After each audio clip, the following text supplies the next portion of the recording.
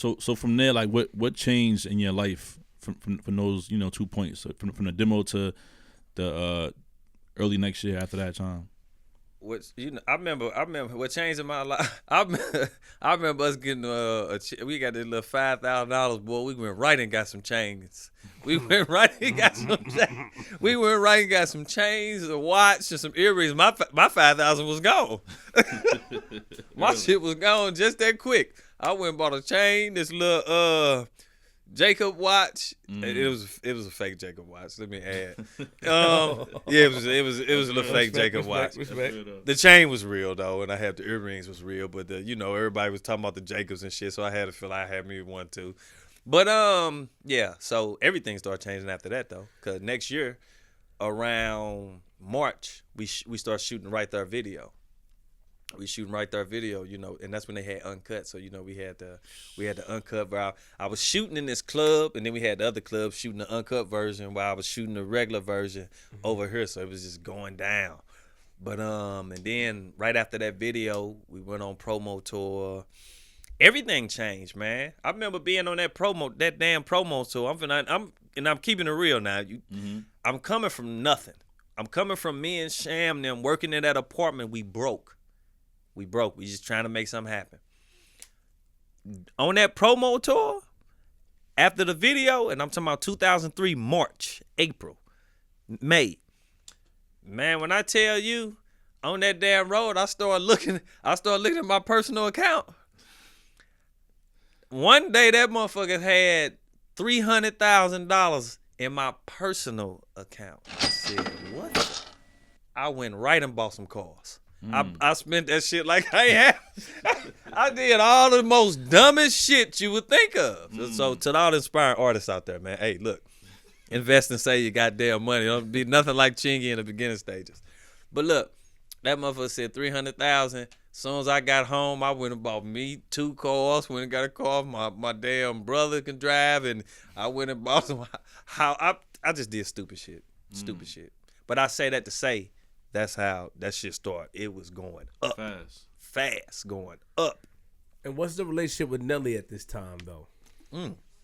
Glad you brought that up.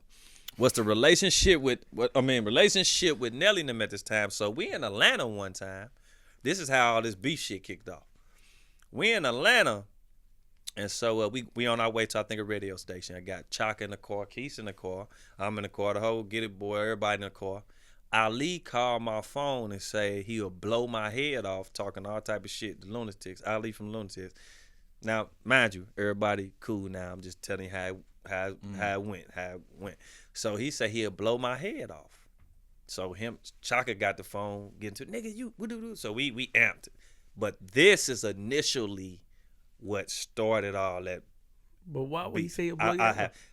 Ali do a lot of drugs back then. I don't even think he was thinking it. He personally told me this one time I was talking to him. So he wasn't thinking. He just saying shit. Like, I don't know. But he said the shit, and from there, a lot of people don't know behind the scenes that shit got a little more serious than you may think. Yeah. What do you mean? What I mean, like, I'm gonna tell you, I'm from a set of real individuals, real bloods. I'm from a set of real individuals. And so niggas wasn't playing that shit. And so I remember I don't want to jump too far because I'm finna go because I don't know if most stuff y'all may want to know, but I'm finna jump to the second album and tell y'all something, but I don't want to go that far yet. So I'm gonna say that. Yeah. But this is initially when that beef started escalating. But when Right There was popping, were you in contact with any of them over there? Me and Keith, I always been cool with Keywan, Murph, but I think Ali and Nelly was the individuals who was more upset about something, or something. They was mad, We looked at it as just being hate. Wasn't there a rumor or something? It was something going around about. I'm about to get him, G. About to get him? I'm about to get him. Hold on, G. Wasn't there something going around like that you were trying to steal Nelly's style or something like that? Or couldn't have been. I always was my own individual. Never would take Nelly's style. I mean, to use the word hating, listen, you just acknowledged yourself. A couple of minutes ago, you acknowledged that they were out. You were out before. You were out before them, right? Yeah. They came in 93. Coming up. Yeah. But remember, like, who popped off first was them. keep in mind, I'm finna tell you something. I always supported them, and they know it. We always supported Country them Grammar to the was first. fullest. Country Grammar. Yes, first. cracked, and I supported the shit out of Nelly. This is what I'm trying to tell you. We supported the out of them. When I came out, we didn't get that. We didn't get that support. But hold on, do you still think that you held it in your mind about that thing that they did with 3 Strike when they send you out to the No. desert? I don't trip off shit like that. Oh, that was dead. That's a dead issue. I ain't. You let that, It was just in the memory bank, and you just laughed about it. It was just Yeah. No, I don't trip off shit like that. So what I'm saying is that, right? Because when Right There came out, it went to the moon. Yeah. So I mean, I'm pretty sure that Nelly and them were aware of the success. So why wouldn't it be any? Why would to say hating? Why would it? What? Because was the rumor? We had no problems. Yo, Marquise, what was the rumor, Marquise? No, seriously, we had no problems. Nobody had no problems. Like we come from a hating city, for real talk, but nobody had no problems. We didn't have any problems. The last time y'all they didn't exist. The last time y'all saw each other prior to that record going off, everything was good. Yeah, we didn't have no issues. There was no issue. Did y'all see each other at that apartment? Did he used to go over there? No. When I was this was something totally different. We didn't see them. I didn't see them. Period. After that, like when I was on that whole process. Yeah. So that's later on. That's kind of in powerballing. That's in like powerballing. But what Ali did was before that. Remember? Yeah. Okay, but all right, but okay. So Sham made the beat because it Sham made the beat, and that's the Track Stars, right? That's the Track Stars. Were they the Track Stars at that time? Yep, they always been the Track Stars. Yeah, but they weren't moving. They were Track Stars wasn't moving like that. They like how I got my opportunity. They got their opportunity. Right there. Yeah. Hey there, right there. That's make me say. Yeah. They got the we got. And when we knew it was crap, I remember. I never forget this too. I remember we was sitting at Zoe Place. Man, we got these 2 checks came. So we sitting at Zoe Place. We don't even know they coming, but I get some mail. They get some mail. I open that motherfucker. Boy, I got that check read $2 million. Theirs read 700,000. I say, well, damn. DTP send us that check. They say, hey, so when y'all get the check, send it to us. It was just funny, but Shaka was my manager, he well deserved it. So let's go back a little bit because this is in the same time frame. I know when I mean go back because I'm gonna go back to what I was saying. So you didn't get any love when Right There come out in your opinion from that because. Oh no! It's not an opinion; it's a fact to you. It's a definite fact. You didn't get any love, and you showed them love when Country Grammar was out. Of course, we supported the fuck out of them. We was at the events with them. We supported the shit out of them. That's the city. I don't look at shit like I ain't no hating dude. It ain't never been in my blood. They came from St. Louis, nigga. I'm standing right there with them. Like, yeah, this is what it is. Trust me when I tell you. And so. I'm going to tell you when I knew, Nelly has an issue. We had a show in Arizona. A lot of big artists on there. Me, Chris, Nelly, a lot of big artists. This photographer I know came and got me, and he wanted me to take a picture with Nelly. He went and got Nelly. Nelly came. When he seen who he was taking a picture with, that nigga looked, and he turned around and walked off. I said, oh, okay, it's like that. This is how it is. It must be really. Now, mind you, I don't have a problem with nobody. Us and they camps, everybody, we good. Nobody's tripping. But I think Nelly and Ali was the ones on something. That's when I recognized Nelly had an issue with me, though. He had to. But I don't know the issue. And that was after the phone call situation. Hold on. That was after or before the phone call? This is after, yeah. The phone yeah, Ali called you. The fire, I'm telling you, I feel it. You know where you at. Just flip the script. Let's do it. Hold on. Okay. Okay. I'm gonna keep it authentic with you. You are, and I like that about you. So right now, where we at is this invisible issue. We're from a place in St. Louis where people like my man Marquise, who I respect, say that it's a hating city. That's what he said, right? He said that. So in your mind, it was from a hating standpoint. Yeah. Because you said you remember that you guys took a picture. After you took the picture, he walked away. We didn't take the picture. He didn't. He seen who he was finna take the picture with, looked like, nigga, whatever, and he walked off. Oh, he came. Yeah. Yeah. But mind you, and I heard this from some sources, they record label and people at they record label, execs and shit was like, how the f did y'all let that get past y'all? Me, meaning me, Chingy. Nigga, I come out and sell, do my thing. Like, how did y'all not know him? Oh, he was right there around y'all. Y'all didn't. This is what they getting though. So I don't know. Niggas they may be felt a certain way about that. But I remember Ali telling me this. A lot of people them telling me this. Like, people would be like how y'all let him slip away and this and that. So I don't know. People may have felt a certain way. Okay. But you never thought to go ask him personally? Like if you saw him after the fact right. with Ali and that was talked about. You know what I'm saying? But you gotta understand something. I've been grinding, so it don't stop there. Right. You know what I'm saying? I'm still on the grind. This ain't, you know what I'm saying? It don't stop there. It wasn't a thing like, hey, I'm trying to get with Nelly and them, put me on. Never was like that. I just support them. You know what I'm saying? Things go the way they go like that. But we still was grinding. And eventually something happened for me. But when I got on, when we would see them and you just didn't feel that same love. You know what I'm saying? So at some point, that's just like me. If I'm coming around you and you acting like this nigga, then I'm like, he got a problem. Like, what you got a problem for though? No, nobody know what the problem is about. Right. You know what I'm saying? I never knew what the problem was about. At some point, you have to think. You don't want to see shining or something. You want to be the only one shining, and this is the frame of thought back then. Right. You know what I'm saying? And we think like they must want to be the only ones doing their thing. But why must we think that? Go to that automatically in our minds. That somebody might be hating. Did you review all resources and? A lot of people said that. A lot of people said that. But they was smoking though. What? They was still smoking. And you know what? I have no idea. They was smoking. The only niggas moving units and pimp juice in them. Moving. That's why we didn't get it. We did not get it. You know what I'm saying? I'm doing my thing, but damn, you doing your thing. What's the problem? And I'm finna tell you something else. That divided the city too.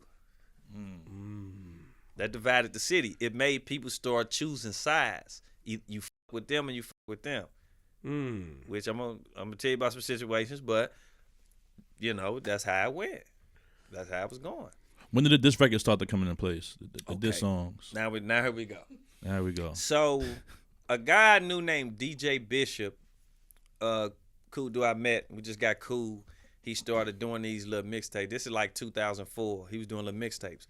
He made a mixtape, put Nelly songs and my songs on there, but the way he placed them made it seem like we was dissing each other. He did the shit really genius. He made it really look like we was dissing. He took skits and shit, placed them together, and it made it look. When I listened to him, I was like, damn, I didn't know we was beefing like that. This motherfucking CD make you think we really got a problem. After that came out, because he put it out, the problem started escalating. It just did. So on Nelly's side, you got niggas starting to, look at it a certain way. You got niggas on my side starting to look at it a certain way. Now niggas is now diss records is coming about. So diss records is coming about. Ali made a diss record. And that's what started off first? Yeah, Ali made a diss record. And I think I jumped on 50 Cent Wankster beat and dissed the shit out of him, and it just started going. And so Nelly and them I got some homeboys who we used to come up, tailor-made, some niggas from the west side, some street niggas. And I used to be in my cousin van and shit rapping against True back in the days when we was young and shit, but they from the west side, and they was signing Nelly. I don't know if y'all remember, but I forgot the name of that damn song. But they was signing Nelly, tailor-made, True and the West Side. So basically, it's street cats on both ends, almost getting into it with each other, but knew each other. So it was stupid and awkward. It was some awkward shit, and it never really happened. But these niggas, but it was them that kind of led this shit to go like that. Like we was never really on that shit, but now my hood is involved. Right. We talking about 2004, so now I can segue into my second album, Power Ballin', coming out. My first single, Baller Baby, coming out. Second single with Lil Flip, the Baller Baby remix. We shot that in my neighborhood. This when you parted ways though, cause you parted ways at some point with. Parted ways with Disturbing the Peace, 2004. So y'all want to talk about that? Then go into that. Yeah, of course. Yeah. Okay, so the parting of Disturbing the Peace. This was 2004. I remember my mother getting this lawyer. I ain't gonna say his name, but getting this lawyer. He was like he's a family court lawyer and shit. He wasn't even an entertainment lawyer, but we didn't know no better. So she was just trying to help. Make sure you rest in paradise. She just trying to help get a lawyer on the thing because I didn't have a lawyer. I was using Disturbing the Peace lawyers, and they were doing their job. So there was nothing to complain about. I was young. I just don't know. So my mama get this lawyer. First thing he say is Disturbing the Peace stealing from me. Mind you, I think Chaka is a god. So I'm looking at this dude like, what? Now, I'm still 24 and I don't know shit. He's a lawyer. I think he know what he's talking about because he's a lawyer. This is how I'm looking at it. Like, damn, he must know what he's talking about. He a lawyer, so he must have seen something that. So I'm confused as fuck at this point. And so a big meeting gets set up in St. Louis where all of Shaka, the accountants and everybody come down. I'm there with this dickhead lawyer and this other silly lady that's a lawyer making these accusations. I'm looking at them like, damn, where's y'all getting this shit though? Like I'm lost because it's nothing wrong. Nothing's going wrong. This is all beautiful. But they saying that, and so I'm just like, damn, that's weird. But he must know what he's talking about. He's a lawyer. So he at the table, Shaka like, have I ever done this to you? Have this? I'm like, no, everything is great. Everything is good. You ain't done nothing to me. And the lawyer, he talking out the contract and talking about this and these points, and I don't know what he's talking about. It's a contract. That shit is made to be confusing. And with me being 24, I have no clue what he's talking about. So after that meet, but we didn't get nowhere. So after that meeting, communication just slowly started doing this, falling off. And so it kind of just led to me and not being disturbed in peace. I was just on Capitol. So that's your fault. No. I you know why I can't say it's the lawyer. I always blame the lawyer. I can't say it's my fault because if I'm sitting here at the table and I'm saying shit wrong, I don't know. This is what he's saying. But they was upset, rightfully so, but the communication started to break off with me, so it slowly just became a problem. So mind you, I'm 24. They got me running. So it's so much shit going on. I don't know. I'm just performing, doing what I got to do, man. But the business side, I don't know shit about the business side. So I didn't know. You know, we talked. I remember talking to Big Jeff in Miami. He's like, man, what we got to do to make it right? And at this point, I think it was just what it was. It just was what it was. And we just was floating. And I ain't know what to do. Like, so I just was handling my business with Capitol. Where was Ludacris at this time? Ludacris, he never got in the picture about it. Now, mind you too, let me back up a little bit. When we first got signed to Disturbing the Peace, when Ludacris would come around, he didn't talk to us. Like, he didn't talk to us. Now, Chris became cool and everything, and Chris is cool. I'm just telling you then how it went. He didn't talk to us. Me and the track stars thought that was some strange shit. We like, damn, we on this label, like, Shaka would be like, he'll come around. But we thought it was weird. Where I'm from, that's fake. Because when you seen G-Unit and shit, 50 embraces artists. People embrace their artists. So we just thought it was odd. He didn't talk to us. But you got to keep in mind, Shaka signed me. Ludacris had to sign off on it, but he didn't find me. A lot of people get that misconstrued. Like, Chris didn't find me. That didn't happen. It was Shaka that did that. And so, yeah, Chris didn't talk to us, man. So I just always thought that was weird. But he eventually came around. Like Shaka said, he eventually came around.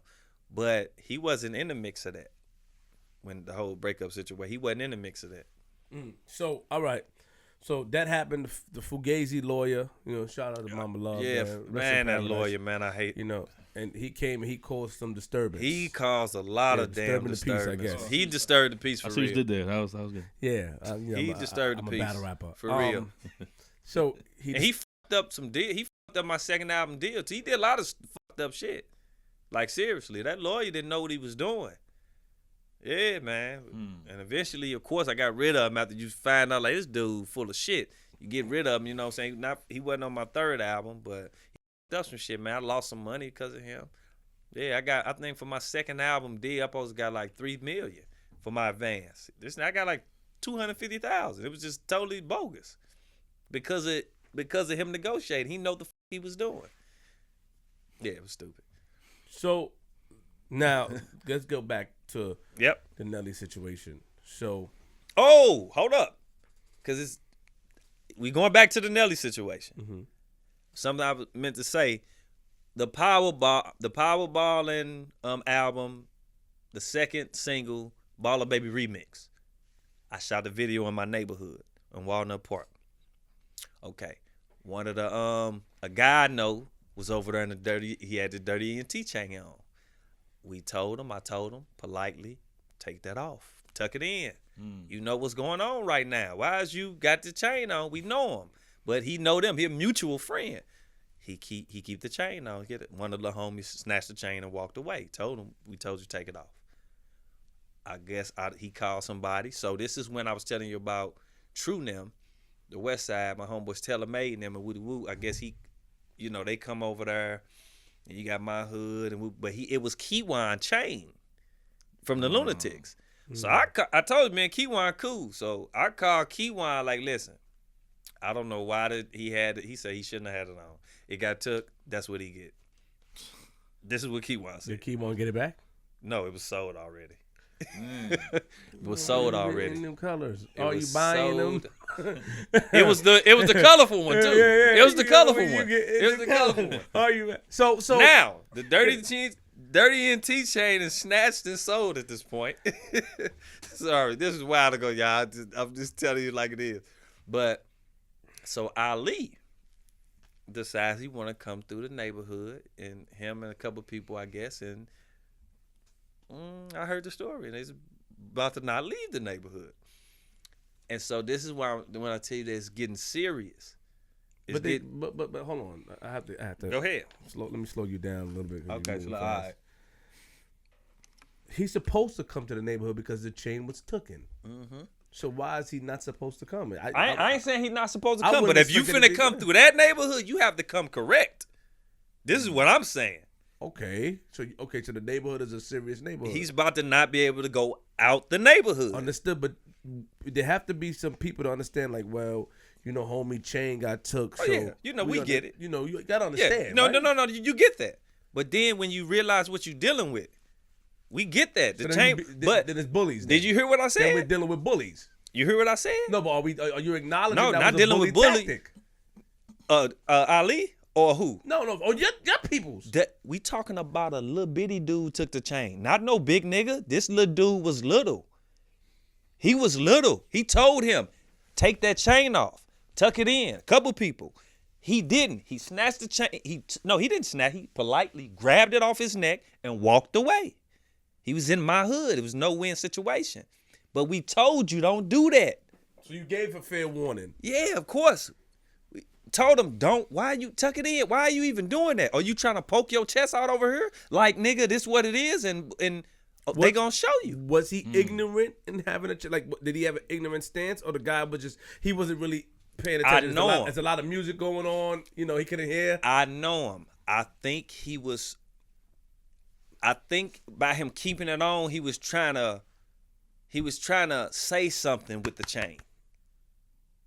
It was dirty and like we told him, you know what's going on. Tuck it in. But was he doing it maliciously, or he meant peace? I think he was just being cool.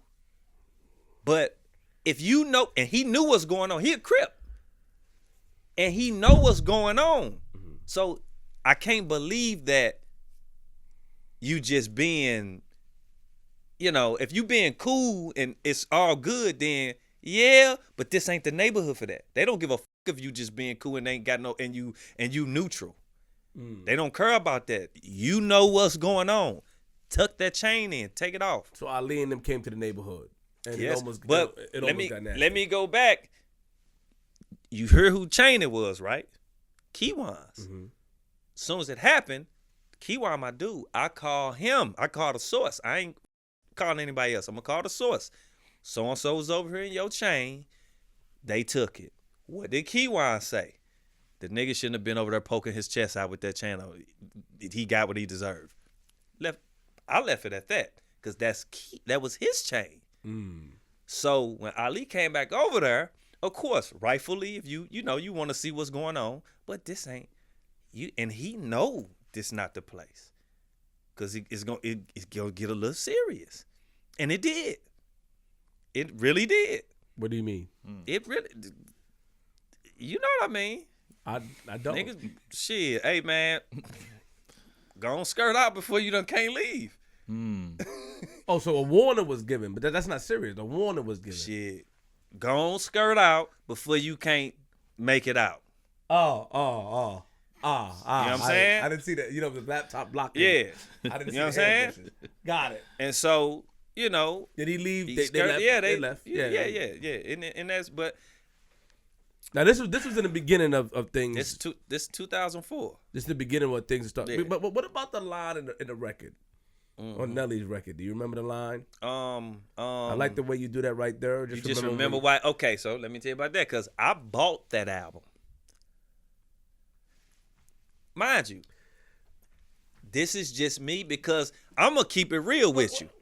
Listen to me. I bought that album. It has nothing to do with the beef and what was going on. Woo. I just bought I wanted to hear it. I wanted to hear it. I wanted to hear the album. So it ain't got nothing to do with what we was going through. I wanted to hear the project. Just because this situation going on don't mean I gotta be biased to the music. I wanted to hear the project. I just so happened to come across a song called It Ain't Another One.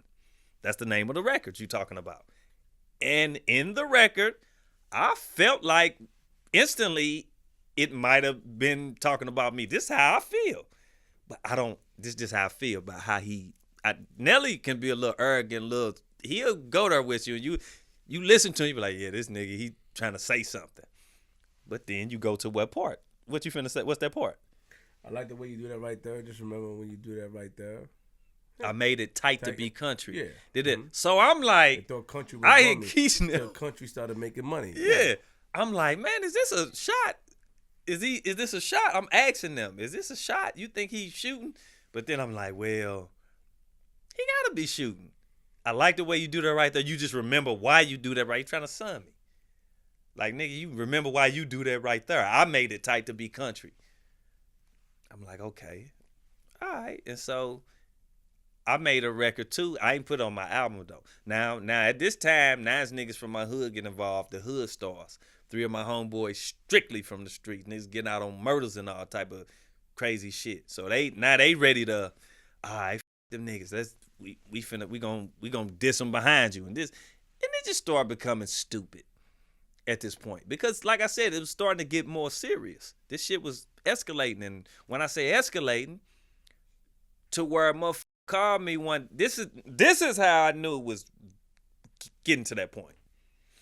One of my little cousins called me like, hey, H. This is how this nigga talk to. Hey, H. This nigga right here in this motherfucking Bentley. What you want me to do? I'm like, who next to you in the Bentley? This nigga Nelly. He right here. He not playing though. Like, my little cousin not joking. Like, if I'd have told him, man, shoot that motherfucker up, he was gonna shoot it up. So this is when I said, and like I'm gonna keep on reiterating this because I'm talking about then. Right. Nobody has no problems in that now. I'm talking about then. I want people to know that so they don't think that, trying to bring some old shit up in. Nah, ain't nothing like that. Everybody cool, but I'm just telling you what happened. He would have did that. And so I'm like, man, this shit going real far. Like, that nigga called me and asked me what did I want him to do. And I said, man, leave that dude alone, dog. I don't want to see him dead. alone. Go by what you was finna do. So at that point, man, I'm like, this shit getting serious. This is 2004, 2005. I want to know what y'all want to talk about because it's also a way that ended too. I have to say something. Go ahead. What you're accusing his behavior of being is kind of like how you come off a little bit. Very slick. You talking about my little cousin? No. Damn, I'm talking about. Yeah. Oh. I'll bleep it out. I'll bleep it out for you. All right. Yeah, I'll bleep it out if you want it out. This nigga mark the time, please. Yeah. On the camera, yeah. You talk very slick, like you have a slither way of like what you just accused Nelly of doing. I get that from you. A very slick way of talking. A very shottish, throw a shot, but like that's cool. I get that from you. So don't laugh. I get that from you. Very. That's why you were able to. If that was a shot, you were able to decipher that because you got a slick way of talking too. Is it a St. Louis thing? It's a You can't fool a fool. On that, right? I feel like he tried to sun me. Now if I got a problem with somebody, and I rarely have problems with motherfuckers.